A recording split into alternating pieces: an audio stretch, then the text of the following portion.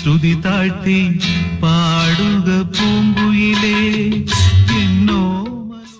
മലയാളിയുടെ മനസ്സിന് ഒരിക്കലും വിസ്മരിക്കാനാവാത്ത നിരവധി ഗാനങ്ങൾ നിക്ഷേപിച്ച ശേഷമാണ് പി ജയചന്ദ്രൻ എന്ന അതുല്യ ഗായകൻ വിട പറഞ്ഞത്. അരനൂറ്റാണ്ടിലേറെ നീണ്ട സംഗീത ജീവിതത്തിലൂടെ നമ്മുടെ ജീവിതത്തിൻ്റെ ഭാഗമായി അലിഞ്ഞു ചേർന്ന ശബ്ദമായിരുന്നു അത്.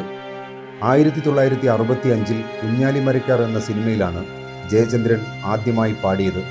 പിന്നീടുള്ള വർഷങ്ങളിൽ ജയചന്ദ്രൻ പാടിയ ഓരോ പാട്ടും മലയാളിയുടെ ഹൃദയത്തിൽ ഇടം നേടിയവയാണ്.